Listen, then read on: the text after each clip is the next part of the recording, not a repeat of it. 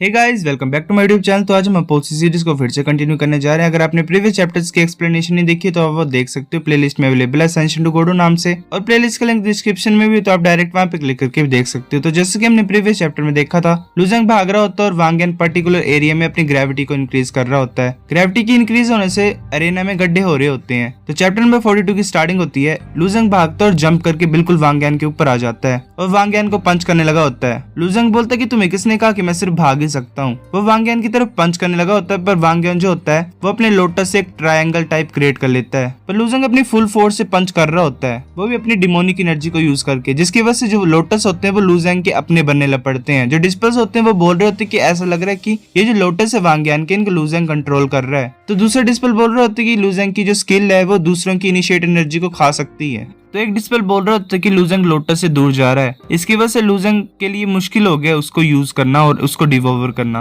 वांग यान बोलता है कि तुम्हारी इनिशिएट एनर्जी को मैंने पहले भी देखा और मैंने इससे लर्न की है कि मैं पिछली बार कैसे क्या गलती कर रहा था, मैं अपनी पहले वाली गलती को कैसे रिपीट कर सकता हूँ। फिर लुजंग जिस लोटस पे कंट्रोल करने की कोशिश कर रहा होता है वो वांग यान उनको ब्लास्ट करवा देता है। वांग यान बोलता है तुम्हारी फिस्ट टेक्निक जो है वो मैंने पहले से काउंटर कर दी है, अब मैं देखना चाहता हूँ कि तुम और क्या कर सकते हो, अब तुम और किस चीज के ऊपर रिलाई कर सकते हो। लुजंग बोलता है चलो मेरे पास कुछ नहीं है, फिर भी तुम मेरा क्या ही उखाड़ सकते हो। तो वांग यान बोलता है कि तुम क्या सोच रहे हो कि तुम अनडिफीटेबल हो, तुम्हें कोई हरा नहीं सकता क्योंकि तुम्हारे पास स्ट्रॉन्ग स्किन और बोन्स हैं। फिर वांग यान अपनी स्वॉर्ड को बुला लेता है। जो डिस्पल्स होते हैं वो बोल रहे होते हैं कि स्वॉर्ड से तो बड़ी ज्यादा स्ट्रॉन्ग एनर्जी आ रही है, ये नॉर्मल डिवाइन वेपन नहीं लग रहा हमें। वांग यान बोलता है स्वॉर्ड का नाम जेंटलमैन स्वॉर्ड है। भाई ये कैसा नाम है, ये यूनलोंग डायनेस्टी में क्युंगलोंग एम्परर के द्वारा चलाई गई स्वॉर्ड है। तुम्हारी बॉडी स्ट्रॉन्ग है तो चलो देखते हैं ये मेरे ब्लेड को ब्लॉक कर सकती है कि नहीं। लुजंग स्माइल करता है और बोलता है एंशिएंट डिवाइन वेपन, ये अमेजिंग लग रहा है मुझे, पर इसका अमेजिंग और ना अमेजिंग लगना तभी हम फाइंड कर सकते हैं जब ये मेरे को काट पाएगी। फिर लुजंग अपने डिमोनिक गॉड फैंटम्स को यूज करता है और वांग यान की तरफ भेज रहा होता है। वांग यान अपने लोटस के ऊपर होता है। फिर वांग यान छोटे छोटे लोटस को क्रिएट करता है और उन सभी फैंटम्स को एक ही साथ में अटैक कर देता है। वो फैंटम्स पीछे जाके गिरते हैं। वांग यान बोल रहा होता है मुझे नहीं पता तुमने कैसे किया, तुम सेकंड लेयर ऑफ स्काई रेलम में हो, पर तुम्हारे पास इतनी ज्यादा स्पीड कैसे है। लुजंग वहां से भाग रहा होता है और वांग यान उसके पीछे पड़ा होता है स्वॉर्ड को लेके।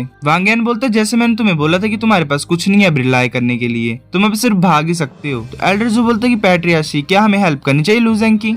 तो पैट्रियाश बोलता है कि कोई जरूरत नहीं है। अभी हम देख सकते हैं कि वांग यान इस बच्चे के पीछे पड़ा है, पर तुम इसकी शक्ल को देखो, तुम्हें लग रहा है कि इसके फेस में एक भी डर का माहौल या डर का एक्सप्रेशन। मेरा गैस यही है कि बच्चा अभी भी कुछ प्लान कर रहा है और इसके पास है कोई अटैक। फिर वांग यान बिल्कुल लुजंग के सामने पहुंच जाता है और लुजंग को अटैक करने लगा होता है, पर लुजंग उसे डॉज कर लेता है। लुजंग वांग यान की तरफ देख रहा होता है और वांग यान बोलता है कि तुम अब मारे जाओगे। वांग यान अपनी स्वॉर्ड से अटैक करने लगा होता है लुजंग की तरफ और लुजंग अपने पंच को यूज करने लगा होता है अपने डिमोनिक एनर्जी से कोट करके। तो जो डिस्पल्स होते हैं वो बोल रहे होते हैं कि लुजंग को अपना हाथ नहीं चाहिए क्या, ये क्या अपनी फिस्ट को यूज करना चाहता है स्वॉर्ड के खिलाफ, क्या ये पागल हो गया है। अब तो लुजंग हार ही जाएगा। फिर लुजंग अपनी डिमोनिक एनर्जी को स्टार एनर्जी से भी कोट कर लेता है और अपने पाम से अटैक करने लगा होता है वांग यान की तरफ। वांग यान सोच रहा होता है कि तुम पहले अपने लेफ्ट हैंड से अटैक करके राइट हैंड से अटैक करना चाहते हो, पर ये ट्रिक मेरे ऊपर काम नहीं करेगी। पर लुजंग अपने लेफ्ट हैंड से अटैक करता है स्वॉर्ड के ऊपर और स्वॉर्ड जो होती है वो वाइब्रेट करने लग पड़ती है। वो एक सेकंड में तो वांग यान के हाथ से छूट ही चली होती है, पर वांग यान उसे फिर से पकड़ लेता है। एल्डर जू बड़ा ज्यादा हैरान हो जाता है लुजंग की इस ट्रिक को देख के।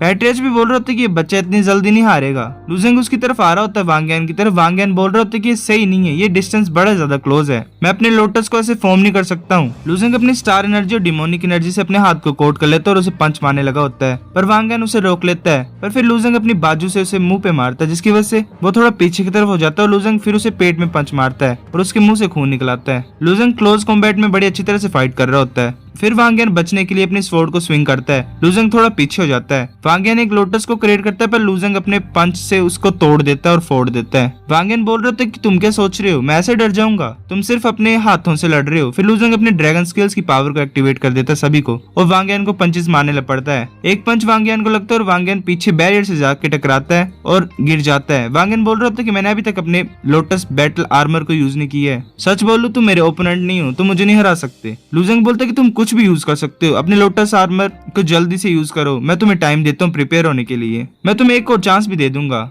वांग यान के मुंह से खून निकल रहा होता है। लूजेंग बोलता है कि तुम सरेंडर कर सकते हो, मैंने तुम्हें पहले बोला है कि तुम्हें 3 साल वेट करने की कोई जरूरत नहीं है। अब तुम जो करंट हो मेरे सामने वो जरा भी पावरफुल नहीं है और मेरे ओपोनेंट नहीं हो। अगर हम सच्चाई को देखें तो तुम बोल रहे हो तुमने अपने लोटस बैटल आर्मर को यूज नहीं किया है, पर तुम्हें क्या लगता है कि मैंने अपनी फुल स्ट्रेंथ को अभी तक यूज किया क्या? तो वांग यान बोलता है कि मैं सेलेस्टियल रेलम का डिस्पल हूँ, मैं एक सेकंड लेयर के स्काई रेलम के डिस्पल को कैसे नहीं हरा सकता हूँ? अगर मैं ऐसे हार जाऊंगा तो मैं खुद को जीनियस कैसे बोल सकता हूँ? तो लूजेंग सोच रहा होता है कि ऐसे तो ये डिप्रेशन में चला जाएगा और इसके मार्शल आर्ट्स का वे जो है वो चेंज हो जाएगा, मेरे को इसकी हेल्प करनी चाहिए। तो इंस्ट्रक्टर होता है वांग यान का, वो सोच रहा होता है कि वांग यान मियो जो है वो मेरा फेवरेट डिसिपल है, पर ऐसा लग रहा है कि ये पागल हो रहा है हार की वजह से, पर मेरे पास स्ट्रेंथ नहीं है कि मैं इसकी हेल्प कर सकूं। तो डिस्पल्स बोल रहे होते कि वाह लूजेंग तो बड़ा ज्यादा कमाल का है, ये इतना ज्यादा स्ट्रॉन्ग है। लूजेंग बोलता है मैं तुम्हें एक और चांस देता हूँ, अब से 3 साल के बाद तुम मुझसे दोबारा फाइट करना, पर मुझे पता है तुम मुझे हरा नहीं पाओगे, पर फिर भी तुम्हारे पास विल पावर होनी चाहिए ताकि तुम मेरा पीछा कर सको और स्ट्रॉन्ग बन सको। पर ये मेरे लिए बेटर होगा कि तुम यहाँ पे मारे जाओ, क्योंकि वर्ल्ड बहुत बड़ा है, यहाँ पे और भी ज्यादा एरिया है ईस्टर्न प्रोविंसेस के अलावा। तो तुम्हारा जो सो कॉल्ड प्राइड है, तुम्हारा जो घमंड है, वो तुम किस लिए रखते हो? तुम खुद के बारे में कुछ ज्यादा नहीं सोच रहे हो?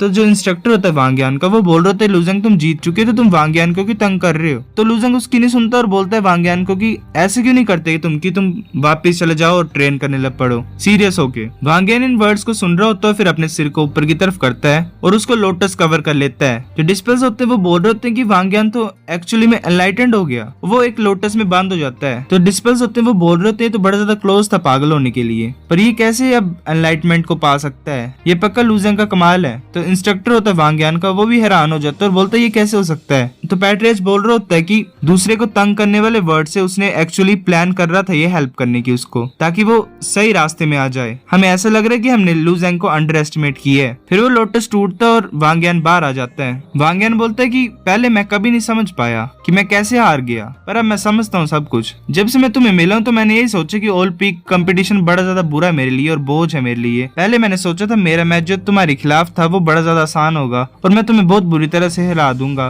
पर मैं गलत सोच रहा था। शुक्रिया तुम्हारा मुझे एनलाइटेंड करने के लिए, ये ऑल पीक कंपटीशन मेरे लिए बहुत ज्यादा हेल्पफुल रहा। वांग यान फिर अपने टीचर को बोलता है, इंस्ट्रक्टर को बोलता है कि टीचर मुझे बड़ा ज्यादा जरूरी काम है, मैं क्या जल्दी से वापस जा सकता हूँ, ट्रेन कर सकता हूँ?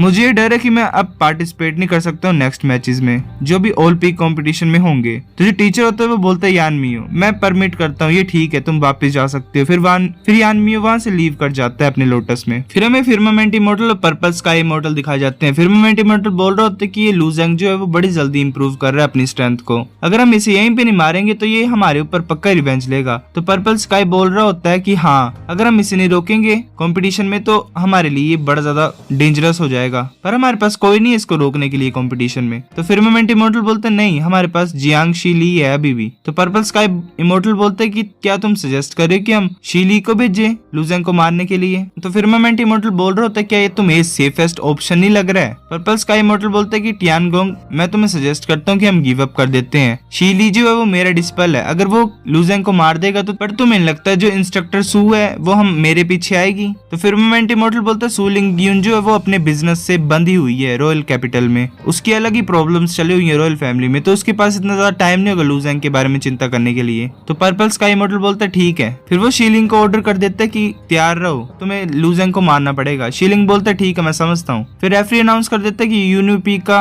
क्वांजियो यान वर्सेस को डिस्पल मो युनजिन। तो उस लड़की की फाइट होती है और वो बोल रही थी कि सीनियर ब्रदर पी, मेरे को बड़ा ज्यादा बुरा लगता है लड़कियों से फाइट करना। तो उसका सीनियर ब्रदर पी बोलते है क्यों तुम भी तो लड़की हो? तो वो बोलते है क्योंकि लड़कियां बड़ी ज्यादा वीक होती हैं। तो फिर हमें दिखाई जाती है क्वांजियो आन जो कि यूनिपीक की होती है, स्काई रेलम 9th लेयर में होती है, और जो लड़की होती है जो लूजेंग के शरीर में छेद करना चाहती है उसका नाम होता है मो युन जिन, जो कि क्यूंग इंसेक्ट की को डिस्पल और सेलेस्टियल रेलम में है। डिस्पल्स बोल रहे होते हैं कि तुम्हें क्या लगता है कौन सी लड़की ज्यादा स्ट्रॉन्ग है? तो एक डिस्पल बोल रहा होता है मुझे लगता है मो युन ज्यादा स्ट्रॉन्ग है क्योंकि वो को डिस्पल है। तो एक डिस्पल बोल रहा होता है कि ये मुश्किल है बताने के लिए क्योंकि क्वांजियो यान जो है वो बड़ी ज्यादा गिफ्टेड है और उसका बड़ा ज्यादा टैलेंट है, उसे सिर्फ 2 साल लगे हुए थे स्काई रेलम की 9th लेयर में पहुंचने के लिए। मुझे लगता है कि ये कर सकती जो लू यान ने की किया था उस साल और मिरेकल्स क्रिएट किए थे। तो ड्रिजल पीक का एक डिस्पेल होता है क्वीन गैंग, जो कि स्काई रियलम थर्ड लेयर में होता है। वो बोल रहे होते ही मैटर नहीं करता कौन कितना ज्यादा स्ट्रॉन्ग है। मेरे ओपिनियन में वो ज्यादा इंपॉर्टेंट होगा अगर ये अपने कपड़ों को फाड़ने स्टार्ट कर देंगे। तो जितनी ज्यादा ये अपनी बॉडी को एक्सपोज करेंगे उतना ज्यादा अच्छा होगा, और खासकर अपने प्राइवेट बॉडी पार्ट्स को। भाई ये लड़का ठर के और ड्रिजल पीक के नाम को खराब कर रहा है। क्वान जियो यान भी उसकी तरफ देख रही होती है, तो मोकैन स्टेज से उतर के उसकी तरफ आने लग पड़ती है। सो गाइस चैप्टर नंबर 42 इतने थे। अगर आपको वीडियो पसंद आई तो लाइक करनी भी, फिर भी लाइक कर दो, शेयर करो, अपने दोस्तों के साथ कमेंट करके बताओ अगर आपको वीडियो कैसी लगी है। सब्सक्राइब करो, तब तक के लिए बाय बाय।